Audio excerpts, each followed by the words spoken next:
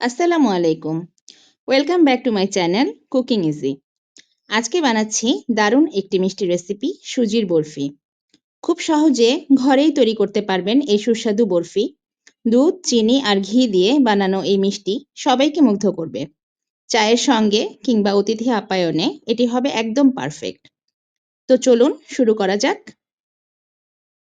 প্রথমেই একটি হাঁড়িতে 2 কাপ পরিমাণ চিনি নিয়েছি এবং সাথে যোগ করেছি 4 কাপ পরিমাণ পানি। চিনির শিরা তৈরি করার জন্য আমি এতে যোগ করলাম 2টি এলাচি এবং একটি তেজপাতা। যতক্ষণ শিরা প্রস্তুত না হবে ততক্ষণ পর্যন্ত আমি নাড়তে থাকব এবং বলক ওঠা পর্যন্ত অপেক্ষা করব। এরপর অন্য একটি হাঁড়িতে আমি 2 চামচ পরিমাণ ঘি নিয়েছি।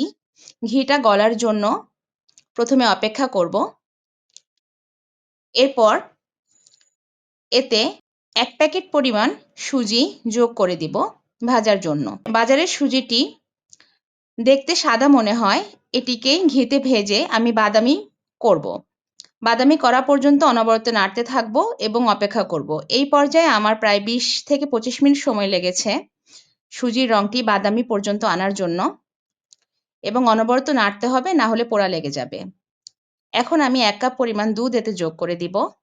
এরপর আমি তৈরি করা শিরাটি আমি এতে যোগ করে দিব এবং অনবরত নাড়তে থাকব। এই পর্যায়ে নাড়াটা খুব দ্রুত করতে হবে, না হলে সুজিটি লেগে যেতে পারে অথবা জটা হয়ে যেতে পারে। অনবরত নাড়তে থাকব এবং এই পর্যায়ে আমি সার্ভিং ডিশে ঢেলে সেটিকে ফ্রিজে আধা ঘন্টা পর্যন্ত রেখে ঠান্ডা করব।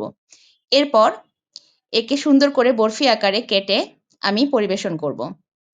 আমি যেভাবে কাটছি ঠিক সেভাবে কাটলে বরফি আকার হবে।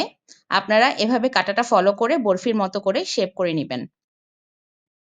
তো বন্ধুরা, কেমন লাগলো আজকে সুজির বরফি রেসিপি? ঘরেই খুব সহজে বানিয়ে ফেলুন এই মজাদার মিষ্টি আর সবাইকে চমকে দিন।